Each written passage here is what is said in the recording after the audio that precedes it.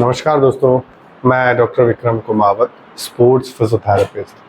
आज हम बात करने वाले हैं कोहनी में होने वाले फ्रैक्चर या डिसलोकेशन के बारे में।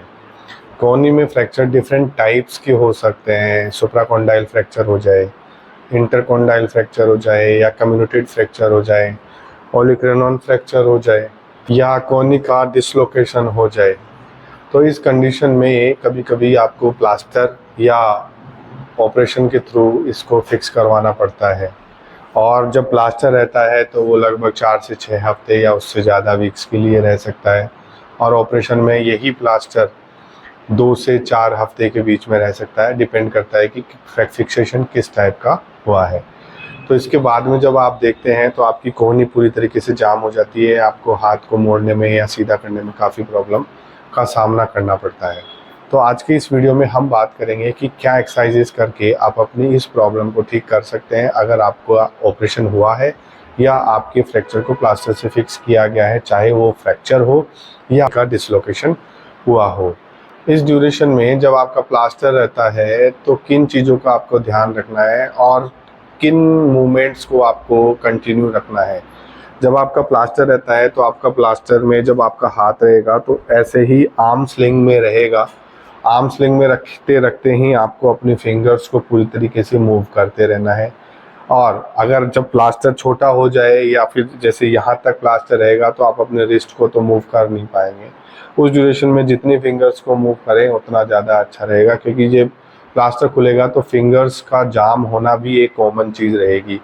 और उसी चीज़ में जब आपकी आर्म स्लिंग जब आप उसमें से निकाल के और बीच बीच में आप अपने शोल्डर को ऐसे ऊपर ऐसे और ऐसे ऐसे आप करेंगे तो आपका शोल्डर का जॉइंट जो जाम होता है उसको भी आप काफ़ी हद तक कम कर पाएंगे।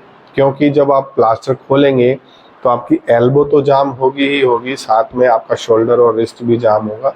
तो उससे बचने के लिए अगर आप इन्हीं शोल्डर के मूवमेंट्स को प्लास्टर में ही कर लेंगे तो आप कई हद तक अपने दर्द जो शोल्डर में होने वाला है आफ्टर मोबिलाइजेशन और या प्लास्टर के बाद में, तो उन चीज़ों को आप पूरी तरीके से ख़त्म कर पाएंगे और अपने दर्द को ख़त्म कर पाएंगे। तो सबसे पहले बात करते हैं कि अगर आपको कोहनी में फ्रैक्चर है तो किस टाइप का मूवमेंट आपको रखना रहेगा, तो और क्या पोजीशन आपको रखनी रहेगी। तो उसके लिए क्या करना है, आपको कुछ भी जैसे बेड के एज पे बैठ जाना है, और जब कुछ भी टॉवल या पिलो का यूज़ करके जब आप फर्स्ट डे जब आपका प्लास्टर खुलेगा तो आपका एल्बो ऐसे मान लो 90 डिग्री के ऊपर ही रहेगा।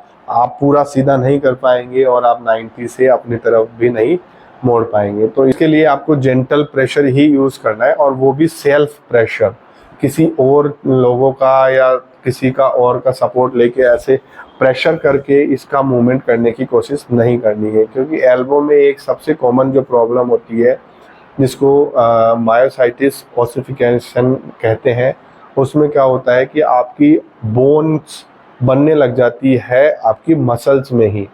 अगर ये चीज़ आप फोर्सफुली करते हैं एल्बो जॉइंट में तो ये एल्बो जॉइंट में सबसे कॉमन देखने को मिलता है। और अगर एक बार ये प्रॉब्लम आपको जनरेट हो जाती है तो आपको काफ़ी ज़्यादा समस्याओं का सामना करना पड़ता है, और उसकी वजह से आपकी एल्बो की मोबिलिटी और मूवमेंट में भी कमी आ सकती है।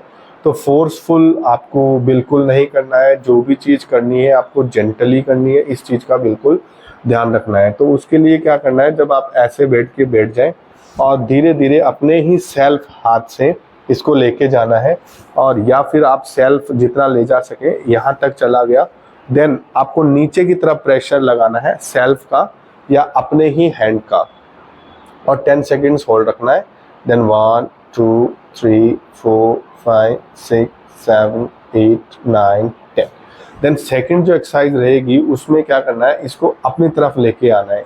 यहाँ से अगर ये फिक्स है तो इसको अपनी तरफ से लेके आना है हल्का सा। Then hold 1 2 3 4 5 6 7 8 9 10। और जो नेक्स्ट मूवमेंट इसमें अफेक्ट होता है फ्लेक्शन और एक्सटेंशन के साथ में, दो मूवमेंट और अफेक्ट होते हैं, वो है सुपिनेशन और प्रोनेशन का। तो सुपिनेशन और प्रोनेशन में भी आपको क्या करना है, आप अपने इस वाले हाथ से सपोर्ट करके ये 90 डिग्री पे रहेगा, हाँ, और इसको आपको हल्का हल्का जेंटली सुपिनेट करना है होल 10 सेकेंड्स, फिर इसको जेंटली ही प्रोनेट करना है। ये चारों एक्सरसाइजेस करेंगे और धीरे धीरे अपने मूवमेंट को आप बढ़ाएंगे। बट सबसे ज़्यादा जो ज़रूरी है कि आप अपने मूवमेंट या एल्बो वाले जॉइंट में कभी भी प्रेशर नहीं लगाएंगे। अगर आप प्रेशर लगाते हैं तो आप अपनी प्रॉब्लम को बढ़ा लेंगे। जल्दी मूवमेंट और जल्दी रिकवरी के चक्कर में कभी कभी देखने में आता है कि पेशेंट ज़्यादा जोर लगाते हैं या नमक की थैली भी यहाँ पे लटका लेते हैं और बार बार करते रहते हैं। तो इतना ज़्यादा विग्रस एक्सरसाइजेज आपको इसमें नहीं करनी रहेगी, आपको जेंटल एक्सरसाइजेज करनी रहेगी। और धीरे धीरे धीरे धीरे जब आपकी ये थोड़ा बहुत मूवमेंट अचीव हो जाए तो नेक्स्ट एक्सरसाइजेज पे चले जाना है। Next exercise